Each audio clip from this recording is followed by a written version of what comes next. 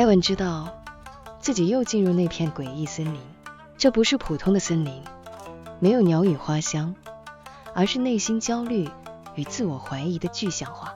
梦里每一根树枝都长出湿冷的嘴巴，树皮皱褶，扭曲成嘲讽的嘴角，发出刺耳的尖叫，不断重复着那些他最害怕的批评。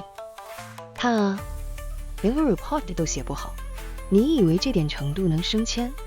别做梦了，你根本不属于这里，迟早会被看破手脚。所有声音像无数细针扎进他的耳膜。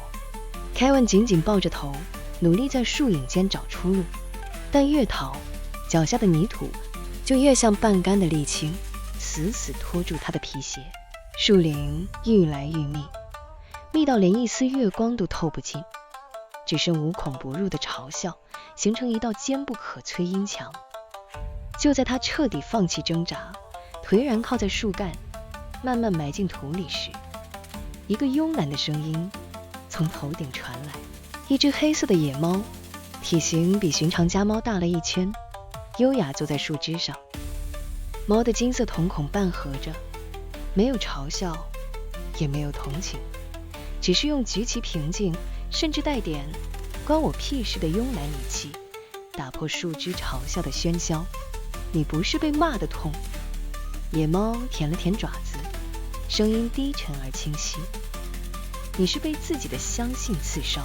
凯文抬起头，视线被汗水与泪水挡住，模糊不清。那些声音不是他们的，是你预录好放给自己听的。黑猫的话像一滴冰水，滴进他恐惧的海洋。这句话没有逻辑，却有穿透一切的力量。凯文猛然意识到，那些树枝上的嘴巴其实都是他预设的失败剧本。他从未真正聆听外面的声音，他只听自己内心的恐惧，并投射到每一个可能批评他的人脸上。随着这个念头的浮现，树枝和嘴巴瞬间崩解，化为无数黑色尘埃，消失。凯文猛然从床上坐起，大口喘着气。房间里只有清晨的寂静，窗外透进一丝微弱的晨光。他摸了摸额头，一片冰凉。梦中的恐惧如此真实，但此刻心底却出奇平静。他没有急着去洗漱，只是坐在床边感受久违的安宁。他想起野猫的话，心底的声音不再是嘲笑，而是也许我没那么差。这不是狂妄的宣言，而是一种温和的安静的自我接纳。下午的公司会议室，冷气运转的嗡嗡声让人昏昏沉沉，空气中飘着连锁咖啡店的熟悉奶香味。凯文站在投影幕前，报告完人力资源动态分配的提案。李总监推了推眼镜，连头都没抬，用典型老江湖的冷酷口吻打断他说，凯文，你这个架构太天真了，完全没考虑年后突发离职潮的风险。拿这种东西来开会，是在浪费大家的产能吗？空气瞬间凝结，对面桌的同事不语，低头滑手机。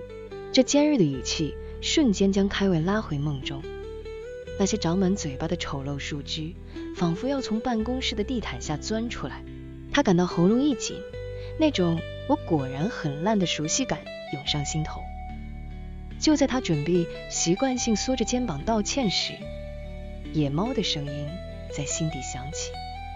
那些声音不是他们的，是你的。凯文猛一抬头，他惊讶发现李总监的话其实只是一串关于风险的数据。李总监说的是方案有风险，而不是你这个人是垃圾。他不再感到被刺伤，因为他已经不再相信自己很差。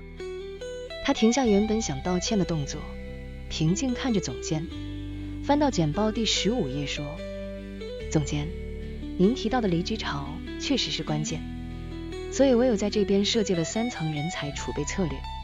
第一层是针对突发状况的弹性机制。李总监愣了一下，终于抬头看了凯文一眼，虽然没夸奖，但眼里的轻蔑消失了。取而代之的是专业的审视。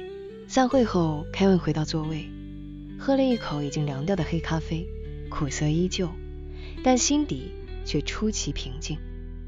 他知道，潜意识的黑猫还在某个地方盯着他。